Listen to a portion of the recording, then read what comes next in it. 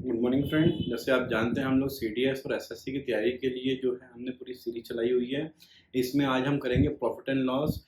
जो beginners level का होता है वो हमने 2 वीडियो डाल दिए हैं। आज हम बेसिक लेवल से चालू कर रहे हैं। बिगनर्स लेवल उनके लिए है जो बिल्कुल ही बहुत कम जानते हैं मैथ्स के बारे में या उन्हें डर लगता है, और बेसिक लेवल से वो चालू कर सकते हैं जिनको मैथ्स का नॉलेज है, फॉर्मूलेस आते हैं या फ्रेमवर्क्स आते हैं।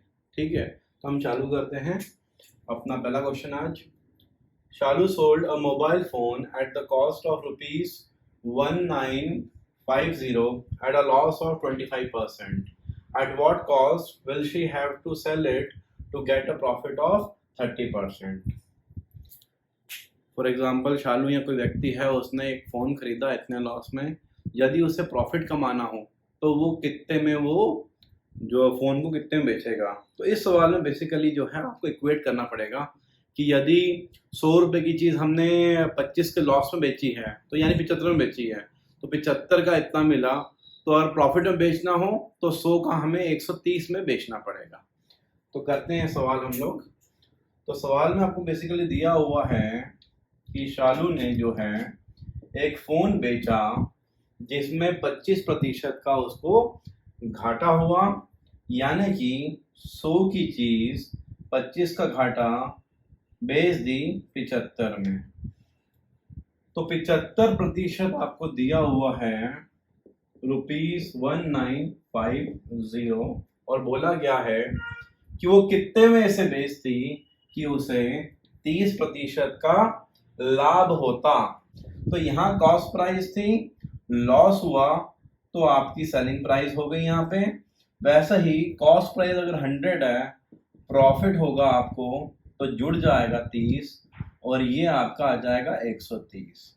तो सिंपल सी बात है, यदि 75% ये है तो 130% x होगा, क्रॉस मल्टीप्लाई करेंगे और उसमें उत्तर आ जाएगा 75।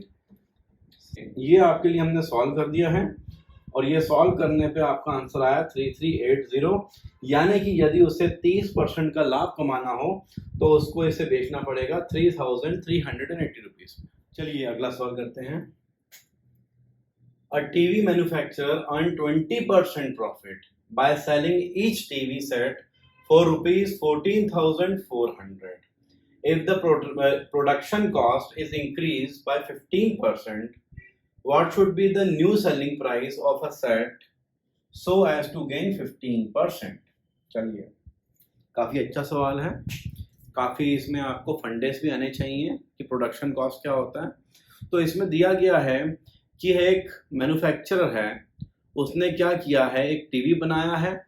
कॉस्ट ऑफ प्रोडक्शन बोलते हैं हम उसको। कोई भी चीज़ में जो लागत लगती है उसे बोलते हैं हम कॉस्ट ऑफ प्रोडक्शन।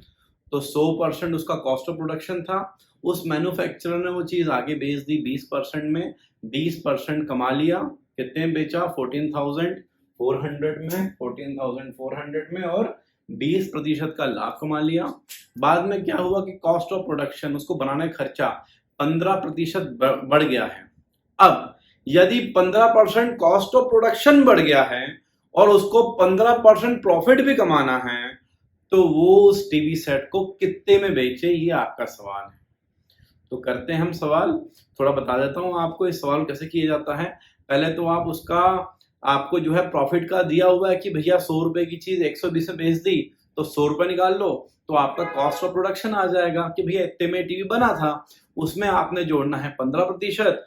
तो आपका आ जाएगा कि अब जो नया कॉस्ट ऑफ प्रोडक्शन आ जाएगा और फिर उसमें उसका आपने 15% और जोड़ दें उसमें, तो आपका रियल, आपको जो 15% प्रॉफिट चाहिए अब नया, वो आ जाएगा। सवाल मैंने आपको बता दिया कैसे करना है।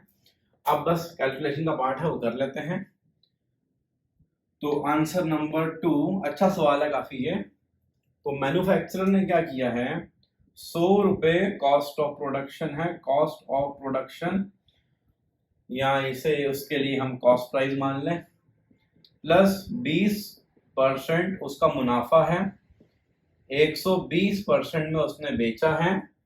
120% यहाँ पे दिया हुआ है ₹14,400।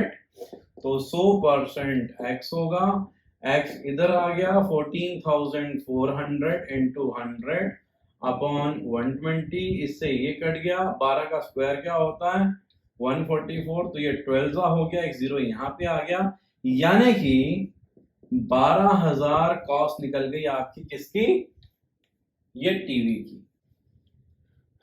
अब आपका जो है ये 12,000 रुपए क्या कॉस्ट ऑफ प्रोडक्शन आ गया पुराना वाला, अपने को निकालना नया वाला। तो कॉस्ट ऑफ प्रोडक्शन जो पुराना वाला है वो है 12,000, इसमें हम जोड़ देंगे 15%, एक छुपाया तो आया 10%, 1200 हो गया 10%, 10% का आधा कर देंगे 600, ये हो जाएगा आपका 15%। 10 + 5 इज योर 15%। 0 0 6 7 8 2 1 3 1, तो 13,800 जो है आपका नया कॉस्ट ऑफ प्रोडक्शन आ गया है, यानी कि 100% अब 13,800 आ गया है, तो 115% कितना होगा, यहाँ तो क्रॉस मल्टीप्लाई कर निकाल लीजिए या ऐसे निकाल लीजिए, फिर उसका जोड़िए 10% और जोड़िए 5%, आपको जो मेथड अच्छा लगे आप एग्जाम में अपना सकते हैं। 13,800 मल्टीप्लाइड बाय 111 अपॉन आपका 100, ये मैंने आपके लिए सॉल्व कर दिया है, उत्तर आ गया है आपका 15,870। तो 15,870 में उसे अगर वो बेचेगा जब, तो उसे 15% का प्रॉफिट होगा, उस कंडीशन में जब कॉस्ट ऑफ प्रोडक्शन 15% से बढ़ चुके होंगे। क्वेश्चन नंबर 3, पिछला सवाल अगर इंटरेस्टिंग था, समझने वाला था, तो ये सवाल आपको एग्जाम में देखना ही देखना है। ये सवाल जो है आपके हर एग्जाम में आता है एसएससी के, तो ये सवाल आप याद कर लें, रट लें, इसका मेथड देख लें, समझ लें कैसे करना है इसे। The selling price of 30 item is equal to the purchase price of 25 item. What is the profit or loss percent? इस सवाल को करने के लिए सिंपल सा फंडा है एक, अगर वो आपने अपना लिया, बेसिकली क्या कह रहे हैं यहाँ पे वो, मैं समझा भी देता हूँ। सेलिंग प्राइस ऑफ 30 आइटम, 30 चीजें हमने बेची उसी प्राइस पे जिस पे हमने 25 आइटम खरीदे, तो सिंपल सी बात है, होना तो इधर अपने को लॉस ही है, क्योंकि जितनी कीमत 25 चीजों की है उतने में जो है हमने 30 चीजें बेच दी हैं, तो this is a loss condition. ठीक, हम सॉल्व करते हैं। Cost price of 25 items, example मान लेते हैं 1 रुपए का एक आइटम था, तो 25 रुपए आ जाएगा। कॉस्ट प्राइस ऑफ 30 आइटम्स 30 रुपया, तो कॉस्ट प्राइस हमारा कितना आ गया यहाँ पे 30 रुपया आ गया, ठीक है। सेलिंग प्राइस कितना है, तो the selling price of 30 item is equal to the purchasing price of 25 item, तो परचेजिंग प्राइस कितना है 25 आइटम का 25 रुपया, यानी कि यहाँ पे आपका कॉस्ट प्राइस जो है वो 30 रुपीस है, सेलिंग प्राइस आपका 25 रुपीस है, यहाँ तक आपको लेके आना है इसको बस। फिर तो बस इजी क्वेश्चन है ये कि 30 में से 25 माइनस हो गया, 5 का आपको लॉस हो गया, 5 जो है वो कॉस्ट प्राइस का कितना परसेंट है, ये आपका आ गया 50/3, यानी कि 16.66। चलिए नेक्स्ट सवाल करते हैं। Question number 4, a vendor sell 10 clip for a rupee gaining thereby 40%, how many clip did he buy for a rupee. इसमें दिया हुआ है कि कोई दुकानदार है, उसने 10 क्लिप जो है बेचे हैं, उसमें उसे 40% का प्रॉफिट हुआ है, तो आपको ये निकालना है कि 1 रुपए में यदि उसने 10 क्लिप बेचे हैं तो 1 रुपए में उसने कितने क्लिप जो हैं वो खरीदे होंगे, ये सवाल है। तो अब देखते हैं हम लोग, तो selling price of 10 clips is ₹1, यानी कि 1 रुपए में उसने 10 क्लिप जो हैं वो बेच दिए हैं। हमें निकालना है कि 1 रुपए में उसने कितने क्लिप खरीदे हैं, ठीक है। अब 100 रुपए की चीज थी, ये उसका कॉस्ट प्राइस था, और उसने उसे बेच दिया 40% के प्रॉफिट में, यानी कि उसने उसे बेच दिया 140 में। ठीक है, तो इसका मतलब 140% में उसने बेचा तो 1 रुपया उसे मिला है। ठीक है, तो कॉस्ट प्राइस आपको मालूम पड़ जाएगी कि 10 क्लिपों की कॉस्ट प्राइस क्या है। ठीक है, यदि हमें 10 क्लिपों की कॉस्ट प्राइस मालूम पड़ जाएगी तो हम 1 रुपए में कितने खरीदेंगे वो हमें मालूम पड़ जाएगा। तो ये हो गया आपका x। ₹1 लिख लें या फिर इसको जो है हम लोग 100 पैसा भी लिख सकते हैं, डिपेंड करता है कि आप किस में कन्वर्ट करना चाहते हैं इसे। तो x equal to 100 into 100 upon 140, इससे ये कट गया, इससे ये कट गया आपका, यहाँ 100 ऐसे रहने देते हैं हम लोग और इससे ये काट देते हैं, तो ये 5 आ जाएगा, ये 7 आ जाएगा। अल्टीमेटली 500 अपॉन 7, उसने 10 क्लिप जो खरीदी है उसकी कॉस्ट आ गई है। 500 अपॉन 9 पैसा में उसने 10 क्लिप खरीदी है। अब हमें निकालना है कि 1 रुपए में कितनी उसने क्लिप खरीदी है। तो हमारे पास ये डाटा आ गया है कि 507 में उसने 10 क्लिप खरीदी है, तो 100 पैसा में वो कितने क्लिप खरीदेगा। 500/7 पैसा में उसने 10 क्लिप खरीदी है, तो 100 पैसा में या 1 रुपए में वो कितने क्लिप खरीदेगा। तो x equal to 10 into 100 upon 500 upon का अपॉन टपॉन इंटू 7 आ जाएगा। यहाँ ये 2 से ये 2 कट जाएंगे, ये 1 से ये 2 कट जाएंगे, फिर इसका उत्तर आपका 14 आ जाएगा। यानी कि उसने 1 रुपए में 14 क्लिप जो हैं वो खरीदे थे और 1 रुपए में 10 क्लिप उसने बेच दिए, तभी उसे 40% का प्रॉफिट हुआ। This is your answer. चलिए अगला सवाल करते हैं। A grocer purchase 80 kg of sugar at ₹13.5 per kg and mix it with 120 kg sugar at ₹16 per kg.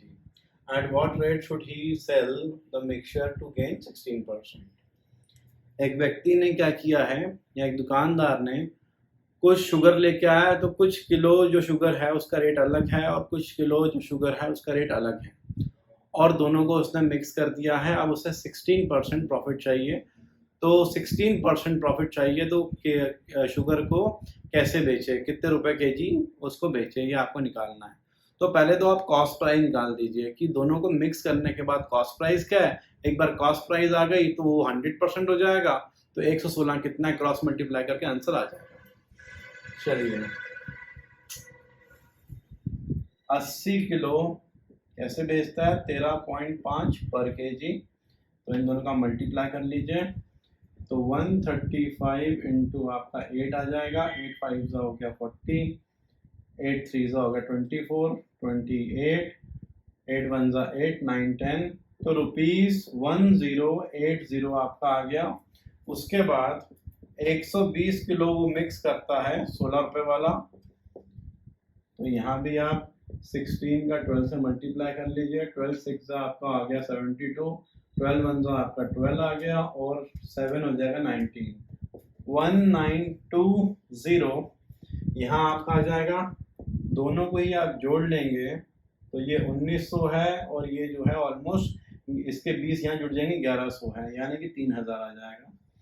तो कॉस्ट प्राइस हो गई आपकी 3000।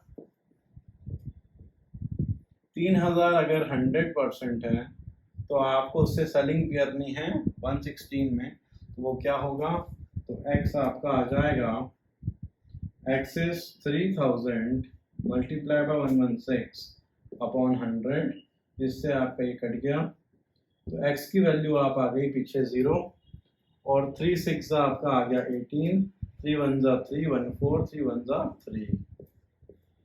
तो ये आपकी जो है प्राइस आ गई है। तो ₹3,480 प्राइस आ गई है। At what rate should he sell the mixture to gain 16%? तो उस मिक्सचर को उसको 3,480 में बेचना चाहिए। कभी वो आ जाता है पर केजी कितना बेचना चाहिए, तो किलो देख लो आप, 3480 प्राइस हो गई, divide by kilo, 80 plus 120, 200 kilo, तो 200 को इससे हम डिवाइड कर देते हैं, तो ये 10 हो जाएगा, 2 से करेंगे तो कितना आ जाएगा, 1 7 और 4, तो 174/10 ₹17.4 पर केजी उसको बेचना चाहिए। तो कुछ भी पूछ सकते हैं, टोटल कितने में बेचे या फिर पर केजी वो कितने में बेचे, दोनों ही आप इसमें निकाल सकते हैं। चलिए अगला सवाल करते हैं। ये सवाल भी इम्पोर्टेंट है, ये क्वेश्चन एग्जाम में आपको दिखेगा एसएससी के। A dishonest dealer professed to sell his goods at cost price but use a weight of 960 grams for a kg weight. Find his gain percent. एक बंदा या एक दुकानदार बोलता है कि मैं जितने में खरीद के लाया हूँ उतने में आपको मैं बेच रहा हूँ, लेकिन उसने क्या किया कि जो वजन होता है, जो वो बाट यूज कर रहा है, वो उसने 1000 ग्राम की जगह 960 ग्राम किया, या 1 किलो की जगह 960 यूज किया, तो उसे कितने प्रतिशत का लाभ हुआ? लाभ तो होगा अगर अंडरवेट यूज करेंगे। इन कंडीशन में क्या करना है, आपको कॉस्ट प्राइस मान लेनी है 960 ग्राम, सेलिंग प्राइस आपको मान लेनी है जितना था। हो सकता है एग्जाम में आपको 800 ग्राम दे दें ये, और ये 900 ग्राम दे दें। इस समय आपको केजी दिया हुआ है तो 1000, ठीक है। Selling price minus cost price आपका प्रॉफिट आएगा। इस कंडीशन में आपका 1000 माइनस 960 इक्वल टू 40 आएगा। 40 ग्राम आपका प्रॉफिट है, दुकानदार का प्रॉफिट है, तो 40 प्रॉफिट हो गया, कॉस्ट प्राइस हो गया 960, मल्टीप्लाइड बाय करें 100, इससे ये कट गया, फिर ये 25 जा, ये 24 जा, ये 1 जा, ये 6 जा, 25/6 विच इज 4.16। तो ये है आपका आंसर। और एग्जाम में कई सवाल आएंगे आपको, सिंपल सी बात है, 750 ग्राम दे देंगे, अगेन 1000 माइनस 750 250, 250/750 करना, 1000 मत करना, यही बच्चे गलती कर देते हैं एग्जाम में। तो ये 1 जा, ये 3 जा, 100/3 33.33, ये आंसर आ गया। सारा सब बता देता हूँ आपको क्या सवाल आएंगे एग्जाम में। ये पहला सवाल हो गया आपका 750, 800 ग्राम वाला, 800 अपॉन 1000, 200, 200/800 इंटू 100, 1 जा 4 जा, 100/4 25। याद ही कर लो, एग्जाम में टिक कर देना देखते से सीधे, ठीक है। फिर और क्वेश्चन दे देंगे आपको कि वजन ही 900 ग्राम था और उसकी जगह आपने 800 ग्राम यूज किया, तो यहाँ आपका डिफरेंस 1000 से माइनस नहीं करेंगे, यहाँ आप इससे 900 से माइनस करेंगे, 100 अपॉन नीचे आपका 800 आएगा, अंडरवेट ही हमेशा नीचे आता है, इंटू 100, इससे ये कटा, 100/8, आंसर 12.5। तो इस टाइप के क्वेश्चन बहुत सारे आप प्रैक्टिस कर लें तो आपको आंसर इनके याद हो जाएंगे। तो एग्जाम में सवाल जैसे ही आएगा आप टिक कर देंगे। ये बेसिकली एसएससी के बच्चों को मैं बोल रहा हूँ, जो समय कम होता है, वहां पे 1 मिनट में एक सवाल करना होता है आपने। Question number 7, a shopkeeper advertised for selling clothes at 4% loss. However, by using a false meter scale, he actually gained 25%. What is the actual length of the scale? देखिए, एक दुकानदार क्या करता है, ये बोलता है कि मैं जो चीज़ें हैं वो 4% डिस्काउंट पे बेच रहा हूँ या फिर मैं लॉस में बेच रहा हूँ, ठीक है। यानी कि 100 रुपये की जो चीज़ है वो मैं बेच रहा हूँ 96 में, लेकिन उसने क्या किया, बेईमानी करी, उसने जो मीटर स्केल जो यूज़ करते हैं उसकी जगह छोटी स्केल यूज़ करी और 25% का प्रॉफिट कमाया कॉस्ट प्राइस पे, ठीक है। तो आपको निकालना है यहाँ पे कि उसको जो जो स्केल वो यूज कर रहा था 1 मीटर की जगह, वो कितने सेंटीमीटर की थी। बेसिकली 1 मीटर में जो है वो आप जानते होंगे कि 100 सेंटीमीटर होते हैं, तो 100 सेंटीमीटर की जगह वो कितने सेंटीमीटर की स्केल यूज कर रहा है, ये आपको आंसर निकालना है। तो पहले तो हम स्केलिंग करें कि बेसिकली हुआ क्या इस केस में। चलिए, पहली कंडीशन में क्या हुआ कि मार्क प्राइस 100 था और सेलिंग प्राइस जो है वो 4% कम यानी 96 था। शॉपकीपर बोलता है कि जो ये मार्क प्राइस है 100 का, मैं इस पे आपको मैं लॉस खा रहा हूँ या मैं डिस्काउंट दे रहा हूँ आपको, और मैं आपको बेच रहा हूँ ये 96 में। ठीक है, ये था from the prospective of the customer. Customer को ये लग रहा है कि यार 100 की चीज अपने को 96 में मिल रही है।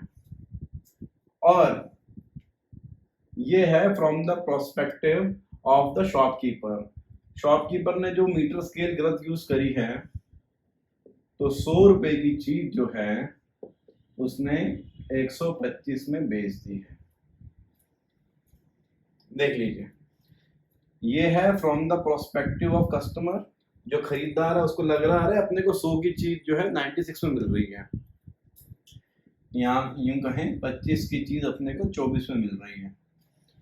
और दुकानदार ने जब बेईमानी करी तो उसने 100 की चीज जो है 125 में बेच दी, या यूं कहूं 4 रुपए की चीज जो है वो 5 में बेच दी। अब इन तीनों को जो है स्केलिंग कर लेते हैं हम लोग कि इसकी कॉस्ट प्राइस थी कुछ, ठीक है, सेलिंग प्राइस और मार्क प्राइस। तो शॉपकीपर की नजर से उसने 4 रुपए की चीज 5 में बेच दी, और जो अपना कस्टमर है उसको लग रहा है कि मुझे 25 की चीज जो है 24 में मिल गई है। अब इसको हम स्केलिंग कर लेते हैं। 24 इंटू 4 96 आ जाएगा। 24 इंटू 5 120 आ जाएगा, और 5 इंटू 25 125 आ जाएगा। यानी कि कस्टमर को क्या लगा कि भैया अपने को पूरी चीज जो है वो सस्ते में मिल रही है, लेकिन ऐसा नहीं है। तो मार्क प्राइस से हमें कंपेयर करना पड़ेगा कॉस्ट प्राइस को। तो मार्क प्राइस आपका हो गया 1 मीटर, तो आपका जो कॉस्ट प्राइस है वो क्या होगा, कर लेते हैं। 125 1 मीटर है या 100 सेंटीमीटर है, तो 96 कितना होगा, x equal to 100 into 96 upon 125।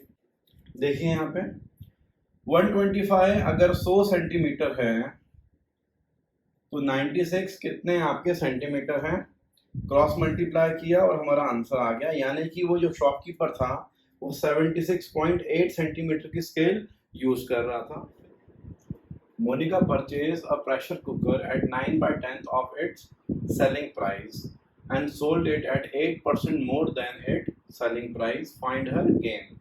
चलिए, ऐसा सवाल पहले भी हमने किया हुआ है कि एक व्यक्ति को डिस्काउंट मिल गया है कुछ का, और उसने जब बेचा तो उसने ज़्यादा प्रॉफिट में उसे बेचा, तो गैप जो था वो बढ़ गया था। ये सवाल वैसा ही है पूरा का पूरा।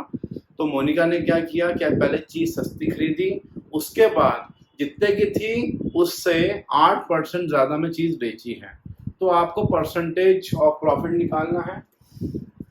तो हम देखते हैं यहाँ पे दिया हुआ है सेलिंग प्राइस के 9/10 हिस्से में उसने उसे परचेज किया है। तो यदि सेलिंग प्राइस 100% है तो इसका 9/10 हिस्सा यानी कि 90 रुपए में उसने वो चीज को खरीदा है, तो उसके लिए कॉस्ट प्राइस क्या हो गई है, 90 रुपए। तो कॉस्ट प्राइस इज 90 रुपीज। ठीक है, अब sold it at 8% more than cost price. ये तो बात हो गई जब उसने खरीदा। अब उसने आगे उसको बेचा, तो पहले जो उसकी कीमत थी 100, उसमें क्या किया उसने 8% और जोड़ दिया और फिर उसको कर दिया उसने सेल, तो उसने 108 की वो चीज बेच दी। तो कॉस्ट प्राइस आपका 90 है, सेलिंग प्राइस आपका 108 आ गया। तो यानी कि इसमें आपने 18 रुपए कमा लिए, 18 रुपए का आपको प्रॉफिट हो गया। 18 रुपए का जो प्रॉफिट है वो 90 रुपए का कितना परसेंट है, तो इससे ये कटा, ये 1 जा, ये 2 जा, तो 20, तो उससे 20% का लाभ हो गया, प्रॉफिट हो गया। A tradesman sold an article at a loss of 20%. If the selling price has been increased by rupees 100, there would have been a gain of 5%. What was the cost price of the article? दुकानदार है, उसने कोई चीज जो है 100 रुपए की खरीदी और उसको बेच दिया उसने 20% के नुकसान पे, यानी कि उसने उसे 80 में बेच दिया। अब कह रहे हैं जितने पे उसने उसे बेच दिया है उसमें अगर 100 रुपए जोड़ दिए जाएं तो उसको 5% का मुनाफा हो जाता। तो आपको निकालना है कि कॉस्ट प्राइस क्या था वो चीज का। हम सवाल करते हैं। हम देखिए, कॉस्ट प्राइस हम मान लेते हैं 100, उसको हुआ 20% का लॉस, यानी कि 80% में वो चीज जो है उसने सेल कर दी। ठीक है, अब क्या कह रहा है अगली कंडीशन में कि यदि जितने में उसने सेल की है, सेलिंग प्राइस में हम 100 रुपए जोड़ दें, इसमें हम 100 रुपए जोड़ दें, तो उत्तर क्या आ जाएगा आपका? गेन आ जाएगा, मुनाफा आ जाएगा 5% का, यानी कि आ जाएगा 105%। ये सवाल हमने किया हुआ है बिजनेस में भी। 75% में 75 जोड़ेंगे तो वही नंबर आ जाएगा, वैसे सवाल है ये। 80% में यदि 100 रुपए जोड़ेंगे तो 105 आ जाएगा। तो ये आपकी हो गई परसेंटेज स्केल, ये हो गई आपकी रियल स्केल। तो 80 में हमने क्या जोड़ेंगे कि 105 आ जाएगा, उत्तर आ जाएगा 25%। तो 25% जो अपने परसेंटेज स्केल में है वो रियल में आपका 100 है। तो 100 क्या होगा, ये सवाल है। तो 25 4 गुना करो तो 100 आया, तो वैसे ही 100 का 4 गुना आप करेंगे तो 400 आ जाएगा, जो आपकी कॉस्ट प्राइस है। तो कॉस्ट प्राइस इक्वल टू ₹400, ये आपका उत्तर है।